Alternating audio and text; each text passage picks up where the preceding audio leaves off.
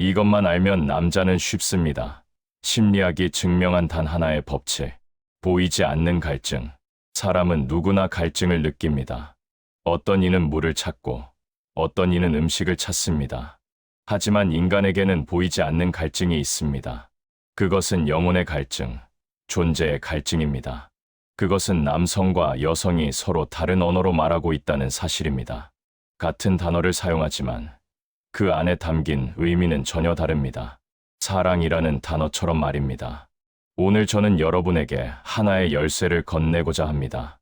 이 열쇠는 복잡해 보이는 남성 심리의 미로를 단번에 여는 마스터키입니다. 이것을 이해한다면 남성이라는 존재는 더 이상 난해한 수수께끼가 아닙니다. 제한장 사랑이 아닌 인정, 착각의 시작. 대부분의 관계 문제는 착각에서 시작됩니다. 우리는 상대방도 나와 같은 방식으로 느끼고 같은 것을 원할 거라고 착각합니다. 이것은 심리학에서 투사 프로젝션이라고 부르는 현상입니다. 자신의 내면을 타인에게 투영하는 것이죠. 여성들은 종종 이렇게 생각합니다. 나는 사랑받고 싶어. 그러니 그에게도 사랑을 주면 되겠지. 이것은 논리적으로 완벽해 보입니다. 하지만 여기에 함정이 있습니다. 남성의 영혼은 다른 것에 목말라하고 있기 때문입니다. 남성은 사랑받고 싶은 게 아닙니다. 더 정확히 말하자면 사랑이 핵심이 아닙니다. 남성이 진정으로 갈구하는 것은 인정 recognition입니다. 인정의 본질. 인정이란 무엇일까요? 그것은 단순한 칭찬이 아닙니다. 인정은 존재의 가치에 대한 확인입니다. 당신이 있어서 좋다가 아니라 당신이 있어서 도움이 된다는 메시지입니다. 심리학자 에릭 에릭슨은 인간의 발달 단계를 설명하면서 생산성, 대침체라는 개념을 제시했습니다. 특히 중년기 남성들에게 이것은 핵심적인 과제입니다. 자신이 세상에, 가족에, 타인에게 무언가 생산적인 기여를 하고 있다는 느낌 말입니다. 남성은 자신이 쓸모 있다는 사실을 확인할 때 진정한 행복을 느낍니다. 이것은 본능에 가깝습니다. 왜 그런지 설명할 수 없습니다. 태생적 설계라고밖에 할 수 없죠. 그리고 설명할 수 없기에 이 힘은 더욱 강력합니다. 제2장 쓸모의 심리학, 존재 가치의 확인. 상상해보세요. 한 남성이 있습니다. 그는 매일 출근하고, 일하고, 돌아옵니다. 그가 직장에서, 가정에서, 친구들 사이에서 느끼는 가장 큰 만족은 무엇일까요? 그것은 바로 내가 필요하다는 느낌입니다. 내가 없으면 이 일이 안 된다는 것. 내가 있어서 상황이 나아졌다는 것. 나의 존재가 누군가에게 실질적인 도움이 된다는 것. 이것이 남성의 자아상 self-image를 구성하는 핵심입니다. 철학자 마르틴 하이데거는 도구 존재 ready to hand라는 개념을 말했습니다. 남성은 자신을 유용한 도구로 인식할 때 존재의 의미를 찾습니다. 50대 남성의 비극. 왜 많은 중년 남성들이 성격이 거칠어지거나 우울해질까요? 통계적으로 50대 남성의 우울증 발병률이 급증합니다. 이것은 단순히 노화 때문이 아닙니다. 그들은 느낍니다. 가장으로서의 역할이 줄어듭니다. 자녀들은 성장에 독립하고 회사에서는 후배들이 치고 올라옵니다. 사회는 그들을 과거의 사람으로 취급하기 시작합니다. 이것은 단순한 역할 상실이 아닙니다. 정체성의 붕괴입니다. 나는 누구인가? 라는 실존적 질문이 그들을 괴롭힙니다. 그리고 그 질문의 이면에는 더 깊은 두려움이 있습니다. 나는 이제 쓸모없는 존재인가? 심리학자 빅터 프랭클은 의미를 잃은 삶은 견딜 수 없다고 말했습니다. 남성에게 쓸모는 곧 의미입니다. 쓸모를 잃는다는 것은 삶의 의미를 잃는 것과 같습니다. 제3장 트로피 효과. 진심이 담긴 인정의 힘. 남성에게 진심 어린 인정은 세상 어떤 것과도 바꿀 수 없는 트로피입니다. 이것은 과장이 아닙니다. 신경과학적으로 볼 때, 인정을 받을 때 남성의 뇌에서는 도파민이 분비됩니다. 이것은 보상 체계를 활성화시킵니다. 당신이 해낸 일이 정말 큰 도움이 됐어요. 당신 아이디어 덕분에 문제가 해결됐어요. 당신이 있어서 든든해요. 이런 말들은 남성에게 단순한 칭찬이 아닙니다. 존재 증명서입니다. 내가 이 세상에 있을 이유, 내가 이 자리에 서 있을 자격을 확인시켜주는 메시지입니다. 충성의 메커니즘. 인정을 받은 남성은 어떻게 반응할까요? 그는 더 잘하고 싶어집니다. 더 많은 가치를 제공하고 싶어 합니다. 이것은 의무감이 아니라 내적 동기입니다. 심리학자 에드워드 대시는 자기결정이론 Self-Determination Theory에서 인간에게는 세 가지 기본 심리적 욕구가 있다고 했습니다. 자율성, 유능성, 관계성입니다. 인정은 이 중 유능성에 대한 욕구를 직접적으로 충족시킵니다. 남성은 자신의 유능성을 인정해준 사람에게 충성합니다. 이것은 거래가 아닙니다. 감사의 표현도 아닙니다. 그것은 자신이 행복하기 때문입니다. 자신의 가치를 알아봐 준 사람 곁에 있을 때 남성은 자신의 최고 버전이 될 수 있습니다.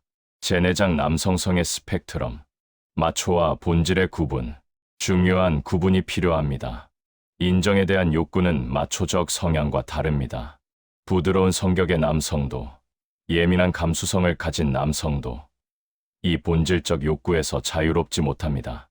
이것은 성격의 문제가 아니라 정체성의 문제입니다. 외향적이든 내향적이든, 강하든 약하든, 남성은 자신의 기여가 인정받기를 원합니다. 제 경험을 예로 들겠습니다. 저는 전형적인 상남자 이미지와는 거리가 멉니다. 왜 이렇게 성격이 부드러워요? 라는 말을 자주 듣습니다. 하지만 그런 저조차도 누군가에게 도움이 되었다는 확인을 받을 때 가장 큰 만족을 느낍니다. 보편성의 발견. 이것은 문화를 초월한 보편적 현상입니다. 동양의 남성이든 서양의 남성이든 젊은 세대든 기성세대든 이 근본적인 심리 구조는 유사합니다. 진화 심리학자들은 이것을 사냥꾼 심리의 잔재라고 설명하기도 합니다. 부족의 고기를 가져온 사냥꾼이 받는 인정, 위험으로부터 집단을 지킨 전사가 받는 존경, 이런 것들이 남성의 DNA에 각인되어 있다는 것이죠. 하지만 원인이 무엇이든 중요한 것은 이것이 현재 작동하고 있는 실제라는 점입니다. 제5장 관계의 기술. 정상적인 남성 vs 비정상적인 남성. 모든 남성이 같은 방식으로 작동하지는 않습니다. 여기서 중요한 구분이 필요합니다. 건강한 인정 욕구와 왜곡된 사랑 욕구의 차이입니다. 정상적인 남성은 인정을 원합니다. 비정상적인 남성은 여성이 받는 것과 같은 방식의 사랑을 요구합니다. 이것은 미묘하지만 결정적인 차이입니다. 구체적으로 어떤 징후들이 있을까요? 선물이 마음에 들지 않는다고 삐치는 남성. 자신을 위해 무언가를 해달라고 상습적으로 요구하는 남성. 비가 온다고 우산을 들고 오라고 자연스럽게 말하는 남성. 음식 맛이 없다고 대놓고 불평하는 남성. 나한테 더 잘해줘라고 투덜거리는 것이 일상인 남성. 이들은 본질적으로 자신이 제공하는 가치보다 받는 것에 더 집중합니다. 이것은 건강한 남성성의 발현이 아닙니다. 왕자와 기사의 비유. 관계에는 흥미로운 역학이 있습니다. 만약 당신이 왕자를 만난다면 당신은 시녀가 될 것입니다. 왕자는 섬김을 받는 사람입니다. 그가 원하는 것은 헌신과 희생입니다. 하지만 기사를 만난다면 당신은 공주가 될 수 있습니다. 기사는 섬기는 사람입니다. 그가 원하는 것은 자신의 가치가 인정받는 것입니다. 역설적이게도 많은 여성들이 왕자를 찾으면서 공주 대접을 받기를 원합니다. 이것은 수학적으로 성립하지 않습니다. 관계는 상호보완적 역할의 조화입니다. 제6장 성장의 알고리즘. 똑똑한 공주의 전략. 현명한 여성들은 어떻게 할까요? 그들은 하나의 알고리즘을 이해합니다. 1단계 능력 파악. 먼저 남성의 현재 능력을 정확히 파악합니다. 그가 무엇을 잘하는지, 어디까지 할 수 있는지를 관찰합니다. 이것은 판단이 아니라 이해의 과정입니다. 2단계 적절한 임무 부여. 그의 능력에 맞는 조금 도전적이지만 달성 가능한 임무를 줍니다. 너무 쉬우면 의미가 없고 너무 어려우면 좌절합니다. 심리학에서 말하는 최적 난이도 옵티머 챌린지입니다. 3단계 진심 어린 인정. 그가 임무를 완수했을 때 진심으로 인정하고 칭찬합니다. 고마워 수준이 아니라 당신이 해낸 이 일이 얼마나 중요한지 아세요? 라는 수준입니다. 4단계 자연스러운 성장. 그러면 남성은 더 잘하고 싶어집니다. 더 큰 임무에 도전하고 싶어 합니다. 시간이 지나면 실제로 더 나은 사람이 됩니다. 이것은 강요가 아니라 자연스러운 진화입니다. 피그말리온 효과. 심리학에는 피그말리온 효과 팩메이언 에펙트라는 개념이 있습니다. 기대가 현실을 만든다는 것입니다. 당신이 남성의 가능성을 보고 인정하면 그는 실제로 그 기대에 부응하기 위해 성장합니다. 반대의 경우도 있습니다. 골렘 효과걸음 에펙트입니다. 낮은 기대는 낮은 성과를 만듭니다. 지속적으로 불만을 표시하고 부족함을 지적하면 남성은 실제로 더 위축되고 무능해집니다. 제7장 실패의 패턴. 황금알을 낳는 거위. 많은 관계가 똑같은 패턴으로 실패합니다. 이솝우화의 황금알을 낳는 거위 이야기를 기억하시나요? 어떤 여성들은 참을성이 없습니다. 남성의 능력을 파악하지도 않고 자신이 원하는 것을 즉시 요구합니다. 왜 나한테 이것도 못해줘? 다른 남자들은 다 하던데. 내가 바라는 게 이렇게 많은 것도 아닌데. 이것은 남성에게 어떻게 들릴까요? 너는 부족해. 너는 쓸모없어. 너는 나를 만족시킬 수 없어. 자신감의 붕괴. 남성은 자신감을 잃습니다. 심리학에서 학습된 무기력 learned helplessness이라고 부르는 상태에 빠집니다. 아무리 노력해도 상대를 만족시킬 수 없다고 느끼면 아예 노력을 포기하게 됩니다. 그러면 여성은 더 불만을 표출합니다. 왜 노력도 안 해? 악순환이 시작됩니다. 여성의 입장에서는 억울할 수 있습니다. 나는 그저 더 잘해달라고 했을 뿐인데. 하지만 의도와 무관하게 메시지는 완전히 다르게 전달됩니다. 떠나는 이유. 왜 처음에는 좋다고 다가왔던 남성이 떠날까요? 사랑이 식어서일까요? 아닙니다. 그는 확인했습니다. 나는 이 여성에게 쓸모없는 존재다.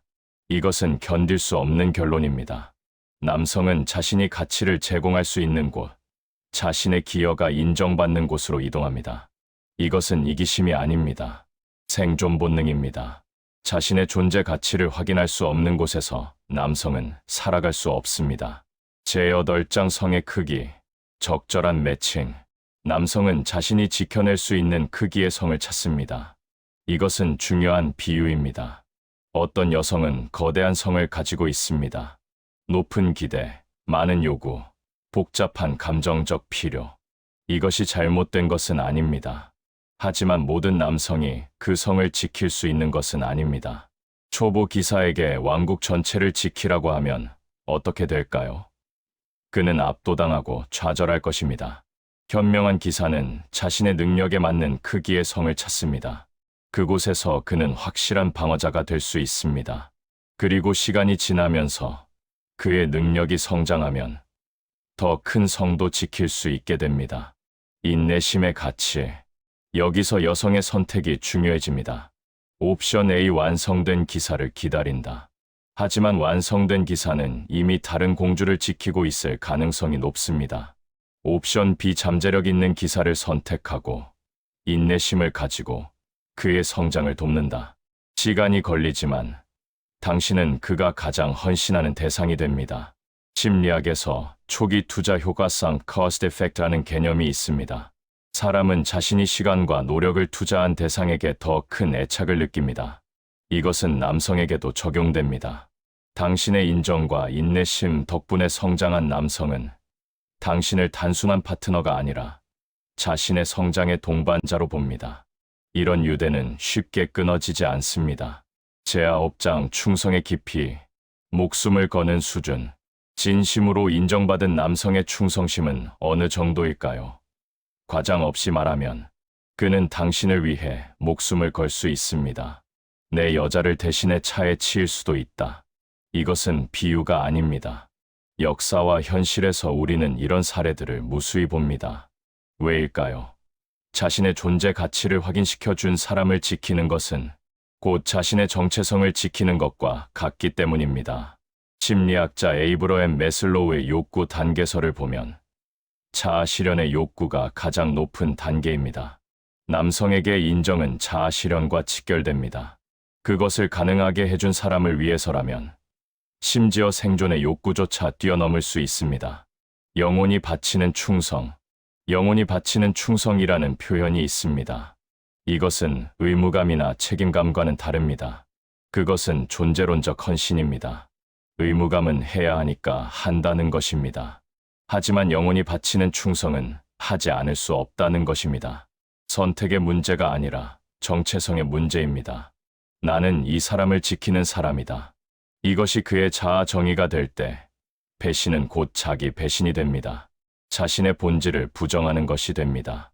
제10장 실천의 지혜, 무조건적 칭찬의 함정. 오해하지 마세요. 이것은 무조건 칭찬만 하라는 뜻이 아닙니다. 진정성 없는 칭찬은 오히려 역효과를 냅니다. 남성은 바보가 아닙니다. 거짓 칭찬을 구분할 수 있습니다. 아무것도 하지 않았는데 당신 최고야 라고 하면 그것은 조롱처럼 들립니다. 핵심은 진심 어린 인정입니다. 그가 실제로 가치를 제공했을 때 그것을 정확히 알아보고 표현하는 것입니다. 구체성의 힘, 고마워보다 당신이 이 문제를 해결해줘서 정말 큰 도움이 됐어. 당신이 아니었으면 어쩔 뻔했어가 훨씬 강력합니다. 잘했어 보다 당신의 이 부분이 특히 탁월했어. 이렇게 생각할 수 있다는 게 대단해가 더 깊이 전달됩니다. 구체성은 진정성의 증거입니다. 당신이 정말로 주의를 기울이고 있다는 신호입니다. 균형의 예술. 물론 때로는 피드백도 필요합니다. 개선점을 지적해야 할 때도 있습니다. 여기서 중요한 것은 비율입니다. 심리학자 존 고트만은 건강한 관계에서 긍정적 상호작용과 부정적 상호작용의 비율이 50일이어야 한다고 했습니다. 인정 5번, 그 다음에 건설적 피드백 1번.